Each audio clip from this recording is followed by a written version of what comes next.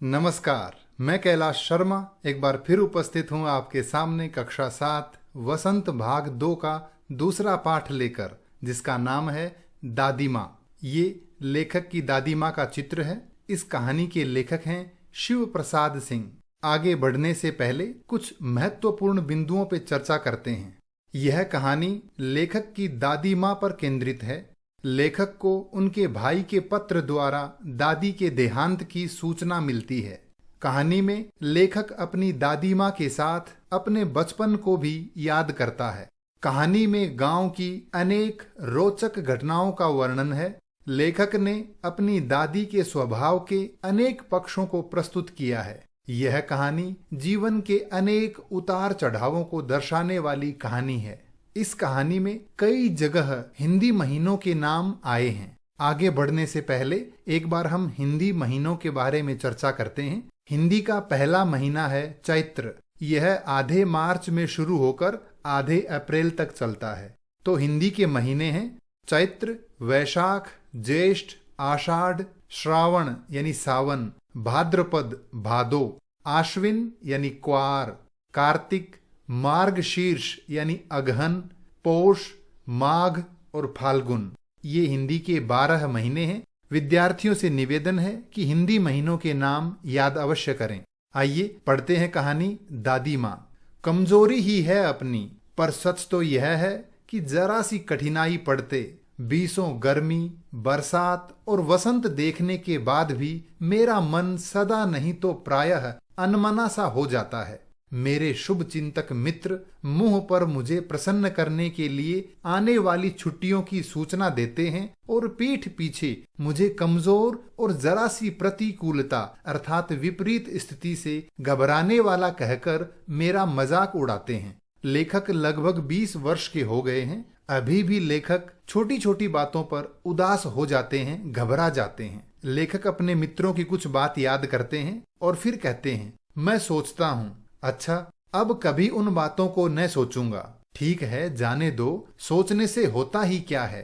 पर बरबस अर्थात जबरदस्ती यानी न चाहते हुए भी मेरी आंखों के सामने शरद की शीत किरणों के समान स्वच्छ शीतल किसी की धुंधली छाया नाच उठती है। यानी न चाहते हुए भी मुझे किसी की याद आ ही जाती है। मुझे लगता है जैसे क्वार के दिन आ गए हैं, यानी सितंबर अक्टूबर का समय आ गया है। मेरे गांव के चारों ओर पानी ही पानी हिलोरे ले रहा है। दूर के सीवान से यानी सीमावर्ती क्षेत्र से बहकर आए हुए मोथा और साई की अधगली घासें, ये घासों के नाम हैं जो पानी में आधी गल चुकी हैं। घेऊर और बन प्याज की जड़ें, ये भी 2 घासों के नाम हैं। तथा नाना प्रकार की अर्थात अनेक प्रकार की बरसाती घासों के बीच सूरज की गर्मी में खौलते हुए अर्थात उबलते हुए पानी में सड़कर एक विचित्र गंध छोड़ रहे हैं। यानी बारिश के पानी में घास गलकर एक अलग ही गंध वातावरण में छोड़ता है।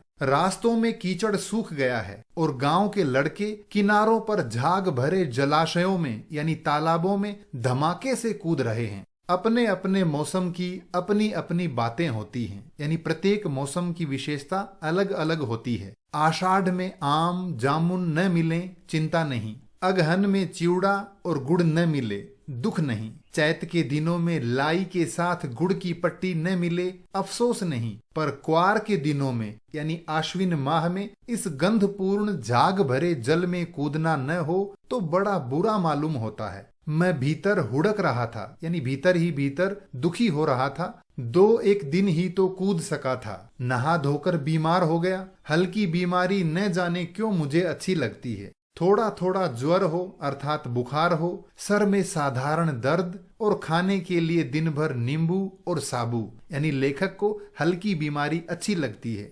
लेकिन इस बार ऐसी चीज नहीं थी।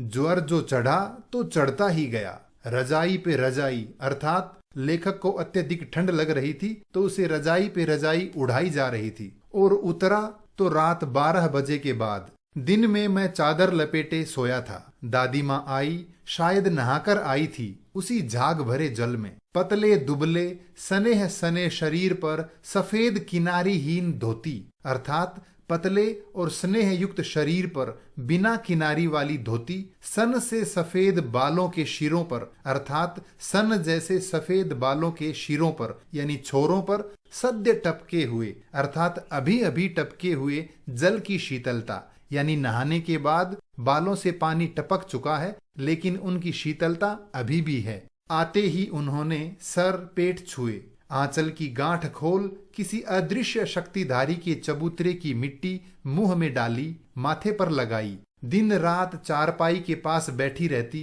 कभी पंखा जलती, कभी जलते हुए हाथ पैर कपड़े से सहलाती, सर पर दाल चीनी का लेप करती और 20 बार छू छू कर ज्वर का अनुमान करती। हांडी में पानी आया कि नहीं, उसे पीपल की छाल से छोंका कि नहीं, खिचड़ी में मूंग की दाल एकदम मिल तो गई है, कोई बीमार के घर में सीधे बाहर से आकर तो नहीं चला गया, आदि लाखों प्रश्न पूछ पूछ कर घर वालों को परेशान कर देती। यानी कि दादी माँ लेखक का बहुत अधिक ख्याल रखती थी।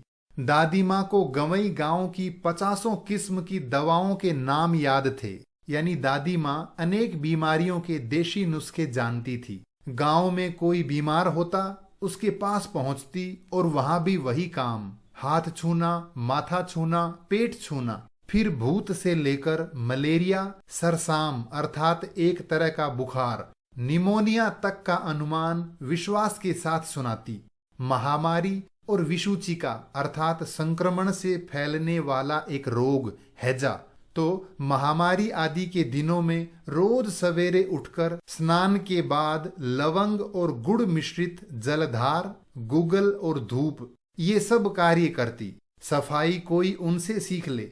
दवा में देर होती, मिश्री या शहद खत्म हो जाता, चादर या गिलाफ नहीं बदले जाते, यानी लेखक के कपड़े नहीं बदले जाते, तो वे जैसे पागल हो जाती, यानी सबको खूब डांटती। बुखार तो मुझे अब भी आता है, यानी बड़े होने के बाद भी आता है। नौकर पानी दे जाता है, मैस महाराज अपने मन से पकाकर खिचड़ी या साबू दे जाते हैं, डॉक्टर साहब आकर नाड़ी देख जाते हैं और कुनेन मिक्सचर की शीशी की तिताई अर्थात कड़वाहट के डर से बुखार भाग भी जाता है।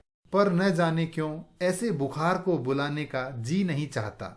यानी बचपन में सुविधाएं नहीं थी, तब भी लेखक को बीमार होना अच्छा लगता था, और अब बड़े होने के बाद सभी तरह की सुविधाएं हैं, फिर भी लेखक को बीमार होना अच्छा नहीं लगता, क्योंकि उनकी देखभाल करने के लिए दादी माँ नहीं है।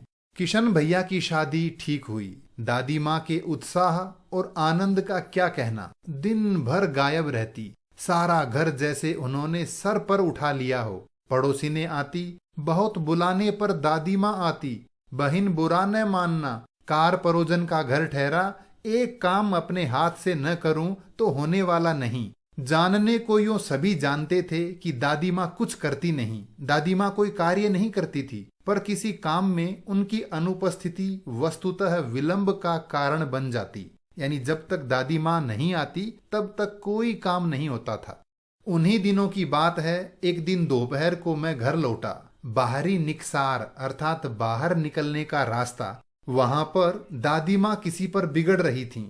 देखा पास के कोने में दुबकी रामी की चाची खड़ी हैं। सो न होगा धन्नो, रुपए मैं सूद के आज दे दे, मैं सूद के अर्थात ब्याज सहित आज ही दे दे। तेरी आंख में शर्म है नहीं, मांगने के समय कैसी आई थी, पैरों पर नाक रगड़ती फिरी, किसी ने एक पाई भी न दी। अब लगी है आजकल करने, फसल में दूंगी फसल में दूंगी, अब क्या तेरी खातिर दूसरी फसल कटेगी। दूंगी मालकिन। रामी की चाची रोती हुई दोनों हाथों से आंचल पकड़े दादी माँ के पैरों की ओर झुकी और बोली, बिटिया की शादी है, आप न दया करेंगी तो उस बेचारी का निस्तार अर्थात उद्धार कैसे होगा। हट हट, अभी नहाकर आ रही हूँ। दादी माँ पीछे हट गई। जाने दो दादी, मैंने इस अप्रिय प्रसंग को यानी अच्छे न लगने वाली बात को हटाने की गरज से कहा। बेचारी गरीब है, दे देगी कभी। चल चल, चला है समझाने।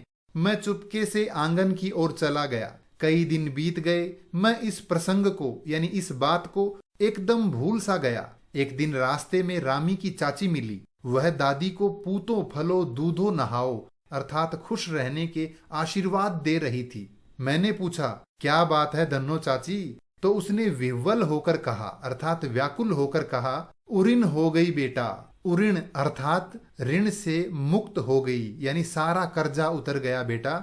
भगवान भला करे हमारी मालकिन का, अर्थात लेखक की दादी का। कल ही आई थी, पीछे का सभी रुपया छोड़ दिया, ऊपर से 10 रुपए का नोट देकर बोली, देखना धन्नो, जैसी तेरी बेटी वैसी मेरी। 10-5 के लिए हंसाई न हो, यानी कि पैसों की कमी से काम नहीं बिगड़ना चाहिए, और चाहें तो ले लेना। देवता है बेटा देवता, अर्थात तुम्हारी दादी देवी है। उस रोज तो बहुत डांट रही थी। मैंने पूछा, वह तो बड़े लोगों का काम है बाबू, रुपया देकर डांटे भी न तो लाभ क्या? यानी रुपए देकर अगर डांटे भी नहीं तो रुपए देने का क्या फायदा? मैं मन ही मन इस तर्क पर हंसता हुआ आगे बढ़ गया। किशन के विवाह के दिनों की बात है। विवाह के 4-5 रोज पहले से ही औरतें रात रात भर गीत गाती हैं। विवाह की रात को अभिनय भी होता है। यह प्रायः एक ही कथा का हुआ करता है। उसमें विवाह से लेकर पुत्रोत्पत्ति अर्थात बेटे के जन्म तक के सभी दृश्य दिखाए जाते हैं। सभी पार्ट औरतें ही करती हैं। मैं बीमार होने के कारण बारात में न जा सका। मेरा ममेरा भाई राघव दालान में सो रहा था। वह भी बारात जाने के बाद पहुंचा था। औरतों ने इस पर आपत्ति की कि लड़के यहाँ नहीं रहेंगे, पर दादी माँ बिगड़ी, गुस्सा होकर कहने लगी, लड़के से क्या पर्दा, यानी इससे क्या छुपाना। लड़के और ब्रह्मा का मन एक सा होता है, यानी बच्चों का मन तो भगवान जैसा होता है। मुझे भी पास ही एक चारपाई पर चादर उड़ाकर दादी माँ ने चुपके से सुला दिया था। बड़ी हंसी आ रही थी। सोचा कहीं जोर से हंस दूं, भेद खुल जाए तो निकाल बाहर किया जाऊंगा। पर भाभी की बात पर हंसी न रुक सकी और भंडाफोड़ हो गया, यानी पोल खुल गई। देबू की माँ ने चादर खींच ली, यानी अभिनय करने वाली महिलाओं में से एक ने मेरी चादर खींच ली और कहा, कहो दादी, यह कौन बच्चा सोया है? बेचारा रोता है शायद, दूध तो पिला दूं। हाथापाई शुरू हुई, अर्थात बातों बातों में लड़ाई हो गई। दादी माँ बिगड़ी, लड़के से क्यों लगती है, यानी इस बच्चे से क्यों झगड़ रही हो। सुबह रास्ते में देबू की माँ मिली। कल वाला बच्चा भाभी। मैं वहां से जोर से भागा और दादी माँ के पास जा खड़ा हुआ। वस्तुतः किसी प्रकार का अपराध हो जाने पर जब हम दादी माँ की छाया में खड़े हो जाते तो अभयदान मिल जाता, यानी कोई भी गलती करके हम दादी के पास आ जाते तो फिर निडर हो जाते कि अब हमें कोई कुछ नहीं कह सकता। स्नेह और ममता की मूर्ति दादी माँ की एक एक बात आज कैसी कैसी मालूम होती है। परिस्थितियों का वात्या चक्र अर्थात आंधी यानी बवंडर जीवन को सूखे पत्ते सा कैसा नचाता है, इसे दादी माँ खूब जानती थी। दादा की मृत्यु के बाद से ही वे बहुत उदास रहती। संसार उन्हें धोखे की टट्टी मालूम होता, यानी घास फूस से बनी छप्पर जैसा मालूम होता। दादा ने उन्हें स्वयं जो धोखा दिया, वे सदा उन्हें आगे भेजकर अपने पीछे जाने की झूठी बात कहा करते थे। यानी दादा कहते थे कि दोनों साथ साथ स्वर्ग चलेंगे। दादा की मृत्यु के बाद कुकुर मुत्ते की तरह बढ़ने वाले, यानी न चाहते हुए भी प्रकट होने वाले, मुंह में राम बगल में छुरी वाले दोस्तों की अर्थात कहें कुछ और करें कुछ ऐसे दोस्तों की शुभ चिंता ने अर्थात व्यवहार ने स्थिति और भी डावाडोल कर दी। यानी दादाजी के दोस्तों ने उन्हें धोखा दे दिया और उनकी स्थिति खराब हो गई। दादा के श्राद्ध में अर्थात दादा की मृत्यु के बाद एक धार्मिक आयोजन में दादी माँ के मना करने पर भी पिताजी ने जो अतुल संपत्ति व्यय की अर्थात अत्यधिक धन खर्च किया, वह घर की तो थी नहीं, यानी किसी से ऋण लेना पड़ा और बहुत ज्यादा खर्च कर दिया, जिससे लेखक के घर की आर्थिक स्थिति खराब हो गई। दादी माँ अक्सर उदास रहा करती। माघ के दिन थे, कड़ाके का जाड़ा पड़ रहा था। पछुआ का सन्नाटा यानी पश्चिम की ओर से चलने वाली ठंडी हवा का सन्नाटा और पाले की शीत अर्थात बर्फ की ठंड हड्डियों में घुसी पड़ती, यानी बहुत अधिक सर्दी थी। शाम को मैंने देखा दादी माँ गीली धोती पहने कोने वाले घर में एक संदूक पर दिया जलाए हाथ जोड़कर बैठी हैं। उनकी स्नेह कातर आंखों में यानी स्नेह भरी आंखों में मैंने आंसू कभी नहीं देखे थे। मैं बहुत देर तक मन मारे उनके पास बैठा रहा। उन्होंने आंखें खोली। दादी माँ, मैंने धीरे से कहा, क्या है रे, तू यहाँ क्यों बैठा है? दादी माँ, एक बात पूछूं, बताओगी ना? मैंने उनकी स्नेहपूर्ण आंखों की ओर देखा। क्या है, पूछ। तुम रोती थी, यानी तुम रो रही थी? दादी माँ मुस्कुराई। पागल, तूने अभी खाना भी नहीं खाया है ना? चल चल, धोती तो बदल लो दादी माँ, मैंने कहा। मुझे सर्दी गर्मी नहीं लगती बेटा। वे मुझे खींचती हुई रसोई में ले गई। सुबह मैंने देखा चारपाई पर बैठे पिताजी और किशन भैया मन मारे यानी उदास होकर कुछ सोच रहे हैं। दूसरा चारा ही क्या है। बाबू बोले, रुपया कोई देता नहीं, कितने के तो अभी पिछले भी बाकी हैं। वे रोने रोने से हो गए। रोता क्यों है रे? दादी माँ ने उनका माथा सहलाते हुए कहा। मैं तो अभी हूं ही। उन्होंने संदूक खोलकर एक चमकती सी चीज निकाली। तेरे दादा ने यह कंगन मुझे इसी दिन के लिए पहनाया था। उनका गला भर आया, यानी वे रुआंसी हो गई। मैंने इसे पहना नहीं, इसे सहेज कर रखती आई हूं, यानी इसे संभाल कर रखा है। यह उनके वंश की निशानी है।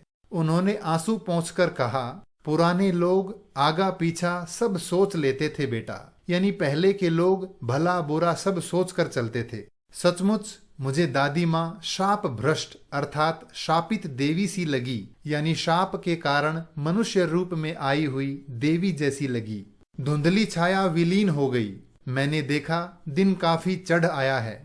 पास के लंबे खजूर के पेड़ से उड़कर एक कौवा अपनी घिनौनी काली पाखें फैलाकर यानी पंखें फैलाकर मेरी खिड़की पर बैठ गया। हाथ में अब किशन भैया का पत्र कांप रहा है। काली चींटियों सी कतारें धूमिल हो रही हैं, यानी जब कोई पत्र पढ़ते पढ़ते हम कहीं खो जाते हैं तो पत्र में लिखे हुए अक्षर चींटियों की कतार जैसे दिखते हैं। आंखों पर विश्वास नहीं होता। मन बार बार अपने से ही पूछ बैठता है, क्या सचमुच दादी माँ नहीं रही? शिव प्रसाद सिंह। अब हम चर्चा करेंगे अभ्यास कार्य पर। सबसे पहले कहानी से।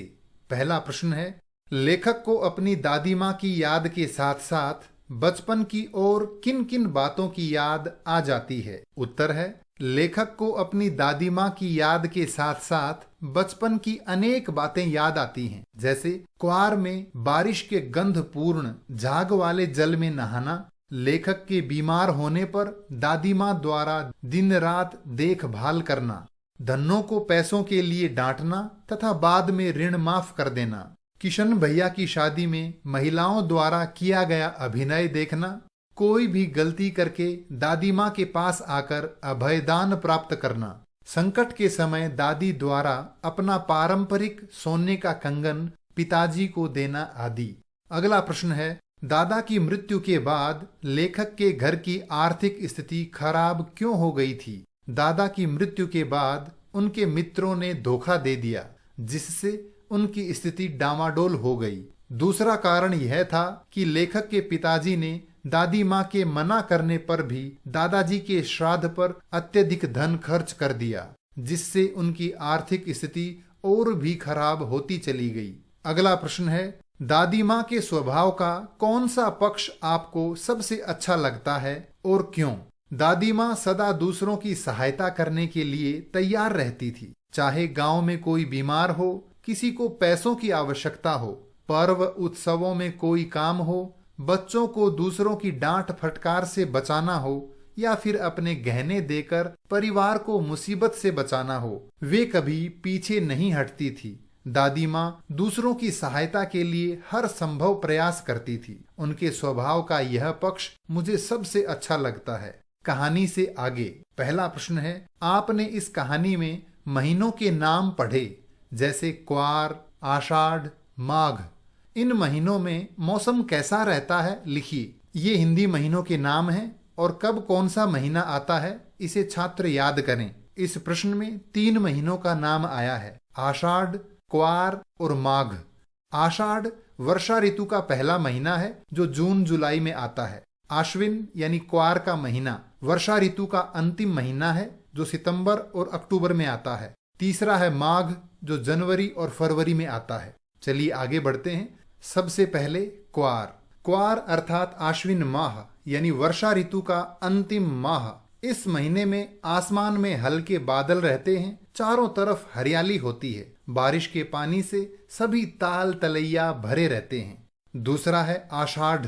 आषाढ़ अर्थात वर्षा ऋतु का पहला महीना। इस महीने में बहुत गर्मी होती है, सभी को बारिश का इंतजार रहता है। इस महीने में प्रायः मानसून की शुरुआत हो जाती है। तीसरा है माघ।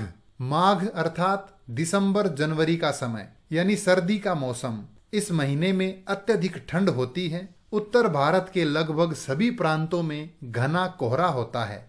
अगला प्रश्न है, अपने अपने मौसम की अपनी अपनी बातें होती हैं। लेखक के इस कथन के अनुसार यह बताइए कि किस मौसम में कौन कौन सी चीजें विशेष रूप से मिलती हैं। उत्तर है, भारत में मुख्य रूप से 3 प्रकार के मौसम होते हैं। पहला, गर्मी का मौसम। इसमें आम, तरबूज, खरबूजा, लीची, अंगूर, फालसा, शीतल पेय पदार्थ आदि विशेष रूप से मिलते हैं। दूसरा है वर्षा का मौसम। इस मौसम में जामुन, आम, अमरूद, केला, ककड़ी, खीरा, नाशपाती आदि विशेष रूप से मिलते हैं। तीसरा है सर्दी का मौसम। इस मौसम में सेब, खजूर, गज्जक, तिल, गुड़, मूंगफली, गाजर आदि विशेष रूप से मिलते हैं। आगे बढ़ते हैं अनुमान और कल्पना की ओर।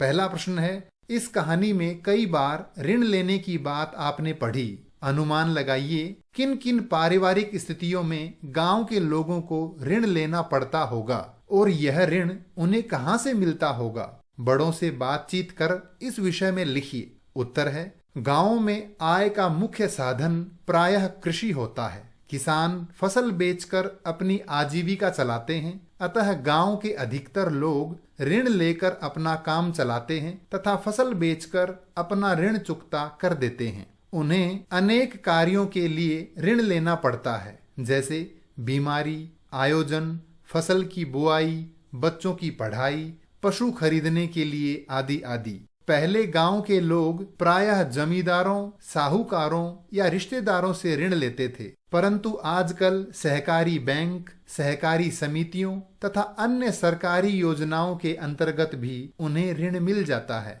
अगला प्रश्न है, घर पर होने वाले उत्सवों या समारोह में बच्चे क्या क्या करते हैं? अपने और अपने मित्रों के अनुभव के आधार पर लिखिए। उत्तर है, घर पर होने वाले उत्सवों के प्रायः हर काम में बच्चों की सहभागिता होती है। बच्चे हर समय किसी न किसी कार्य में लगे रहते हैं, जैसे सजावट का काम, छोटा मोटा सामान लाना ले जाना, चीजों की देखभाल करना, मनोरंजन के कार्यक्रमों में नाच गाना, आस पड़ोस से लोगों को बुला कर लाना तथा घर के बड़े बुजुर्गों का ध्यान रखना आदि। आगे बढ़ते हैं भाषा की बात। पहला प्रश्न है, दी गई पंक्तियों पर ध्यान दीजिए। जरा सी कठिनाई पड़ते अनमना सा हो जाता है, सन से सफेद। समानता का बोध कराने के लिए सा, सी, से का प्रयोग किया जाता है। ऐसे 5 और शब्द लिखिए और उनका वाक्यों में प्रयोग कीजिए। पहला शब्द है समान। पीठ पीछे बुराई करने वाले मित्र को भी शत्रु समान समझो। जैसा, इस गांव में मोहन जैसा कोई नहीं है। सरिस, परहित सरिस धर्म नहीं भाई, अर्थात परोपकार के समान कोई धर्म नहीं है। सम, पर पीड़ा सम नहीं अधमाई, अर्थात पर पीड़ा यानी दूसरों को पीड़ा देने के जैसा कोई नीच कर्म नहीं है। ज्यों, पाहुन ज्यों आए हों गांव में शहर के, अर्थात शहर के अतिथि जैसे गांव में आए हों। अगला प्रश्न है, कहानी में छू छू कर ज्वर का अनुमान करती, पूछ पूछ कर घरवालों को परेशान कर देती जैसे वाक्य आए हैं। किसी क्रिया को जोर देकर कहने के लिए एक से अधिक बार एक ही शब्द का प्रयोग होता है, जैसे वहां जा जाकर थक गया, उन्हें ढूंढ ढूंढ कर देख लिया। इस प्रकार के 5 वाक्य बनाइए। वाक्य हैं, दूध का जला छाछ को भी फूंक फूंक कर पीता है। मैं दिन भर चक्कर काट काट कर थक गया, पर तुम कहीं नहीं मिले। भीड़ ने चोर को पीट पीट कर मार डाला। रोहन एक ही बात बता बताकर परेशान हो गया है। पुलिस वाले घरों में घुस घुस कर चोर की तलाश कर रहे हैं।